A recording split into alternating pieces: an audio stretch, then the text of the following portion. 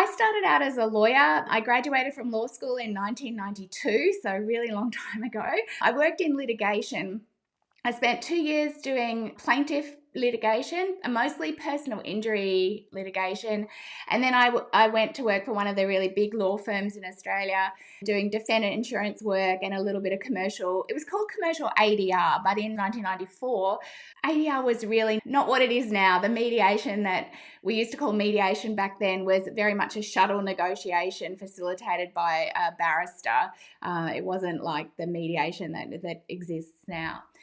As part of that, when I started working at this law firm, I had started doing a master's, a law master's, and I did a subject alternative dispute resolution as part of my law master's, and I loved it. And then we had an option to do an extra 2 days training on a weekend, not part of the master's, but an optional extra to become certified as a mediator. That was in 97.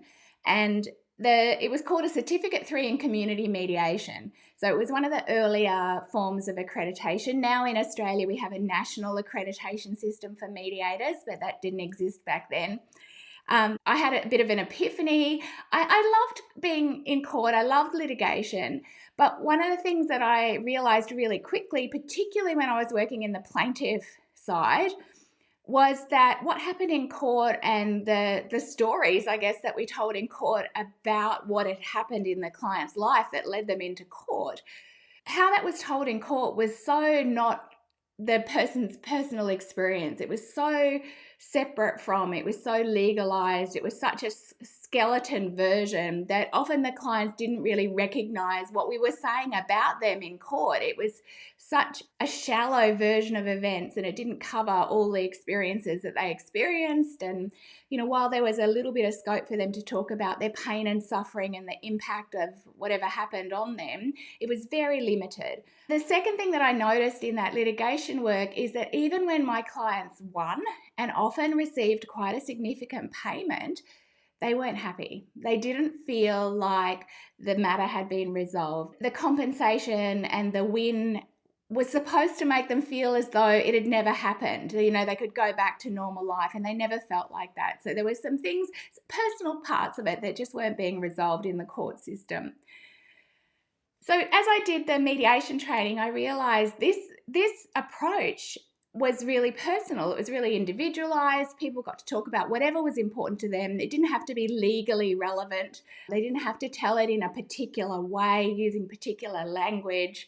They could just be themselves and talk about whatever they needed to talk about. And I recognized that people would feel like they had a more holistic involvement in trying to resolve their conflict. And there were obviously much broader opportunities for ways to resolve it than what a court could offer them. So much to the horror of my friends and family, I quit my job at the law firm and decided I was going to be a mediator.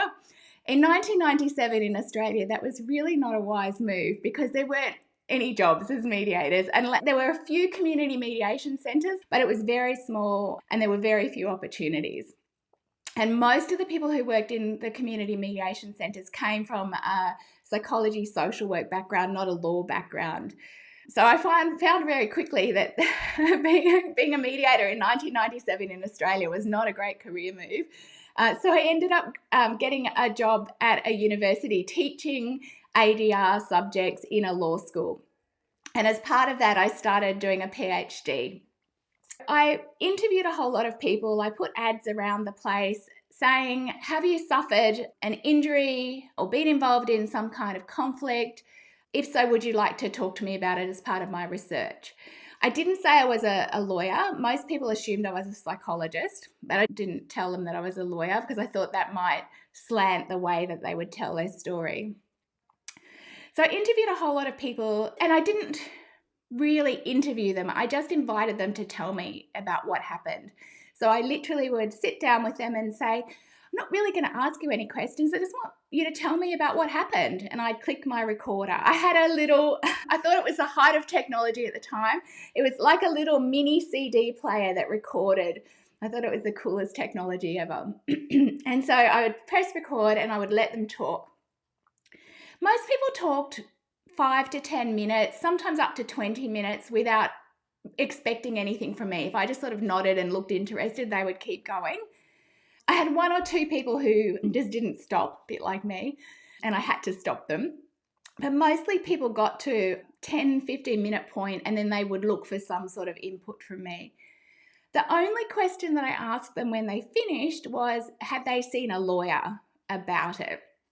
And my theory when I started was that I would have two piles. I would have the people who didn't see a lawyer, and I assumed they would tell a different type of story. And I assumed that the people who saw lawyers would tell a more lawyery type of story, that they would be more adversarial in their approach. Didn't quite work out like that, and I got in a little bit of a chicken and egg type dilemma. I couldn't show that seeing a lawyer made them more adversarial. I was worried that maybe the more adversarial people were the ones who would go to a lawyer in the first place. So my idea of sort of proving the impact that lawyers had on people's well-being didn't really go anywhere. So I had all these stories. And what I found was there were two distinct types of stories. There was the stories of the people who were still really aggrieved, who felt like the world was unfair, someone had done something bad to them and it hadn't ended well, and they were still resentful about it. But there were some fascinating stories from people who had really bad things happen to them and yet were really positive and had grown and learned. So while I was working on these stories as part of my PhD, I was studying an arts degree. It was meant to be in psychology, but after my first year of the psych subjects, I kept avoiding second year psych because I had to do second year statistics and I hated statistics. So I kept doing French electives. And then I accidentally got a double major in French and had to graduate without actually finishing my psych, which was kind of funny. But anyway, it turned out to be serendipitous because as I was trying to analyze these stories and try and figure out how to explain the difference between the kind of negative, the world's unfair stories and the, yeah, bad stuff happened, but I grew somehow from it, I was studying a subject on French theatre. And we studied a guy that basically invented melodrama, Pixaricore, his name is. And we were reading one of his plays and I thought, this is the same story that a lot of these people in my research data were telling me. So I mapped it out and I thought, yes, the melodrama fits really, really well. And then I thought, okay, I'm going to have to come up with a genre for the other ones, the more positive ones. And I was thinking maybe romance or comedy. I was looking at all the different genres.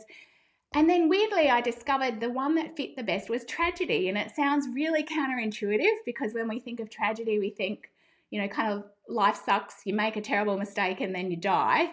But when I went and looked into it more deeply, I discovered that there was a lot more depth to tragedy and that there was a lot of scope for reflection. And one of the things that I discovered about tragedy is a tragic story is basically about the main character's reflection on what's happened in their lives, often mistakes they've made in their life, and then trying to decide how to make the most of what's sometimes a bad situation. And I thought that's kind of what these people were doing. So that's sort of where it ended up. So I was teaching ADR. I started up doing mediation on the side, and a couple of times mediation couldn't happen because people wouldn't participate for some reason, or they didn't want to, but they wanted some sort of support.